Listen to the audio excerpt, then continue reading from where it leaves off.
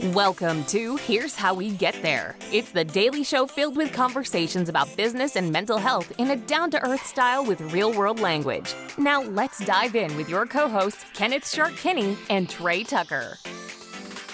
All right, Trey, today we're going to talk about a topic near and dear to me because I've also got it marked on my skin. But we're going to talk about a verse in the Bible that addresses tattoos. It's really the only one we know of that's in the Bible. It's Leviticus 19:28.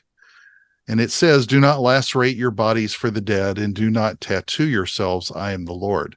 So there's a lot of different ways to think about tattoos. And historically, they've been used to mark slaves, especially the Egyptians would do that with slaves. There have been Maori people have done them for eons. But historically, a lot of scholars have understood this also as a warning against pagan practices of mourning as well. So I think there's some historical context. I personally have a lot of tattoos. Mine are all sharks. What a shocker.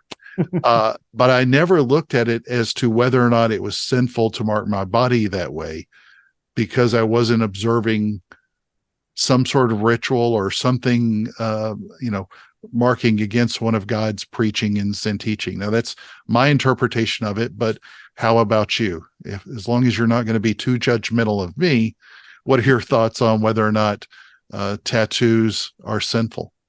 The only thing I'll be judgmental of you about is how predictable you are with your tattoos. Exactly, yeah. I might put an octopus in one day. Who knows? That's right. Some food for the sharks on your skin. Yeah.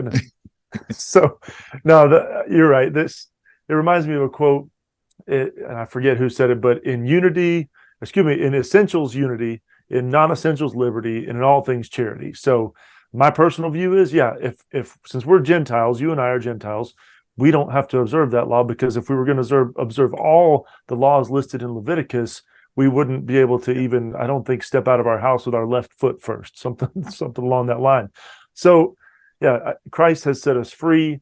And those laws, at least in the interpretations of people I've seen, those laws, the whole purpose of them was to show that people at that time, here's how to look different as followers of God, so that when people who look at you as that group that are not following God see you, they should see that you're different from the rest of society. They should see that you're holy and see that therefore God is holy.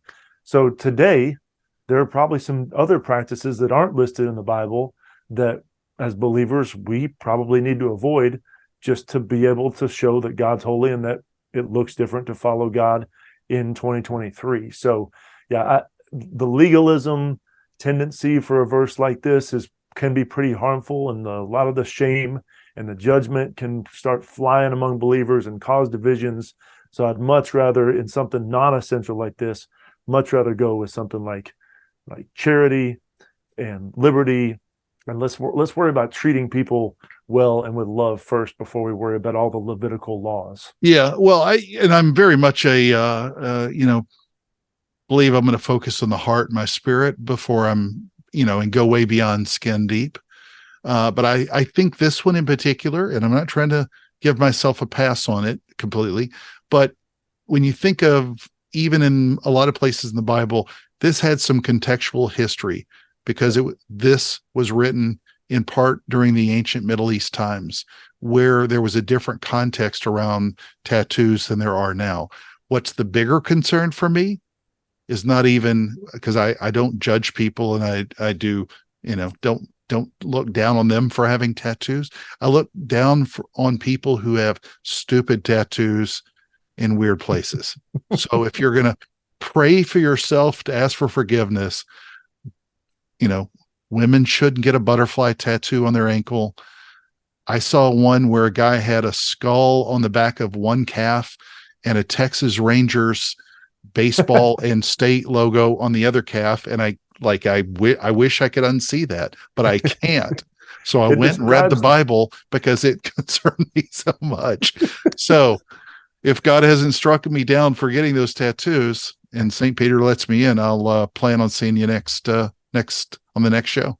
Hopefully we'll see you on the other side. There you go.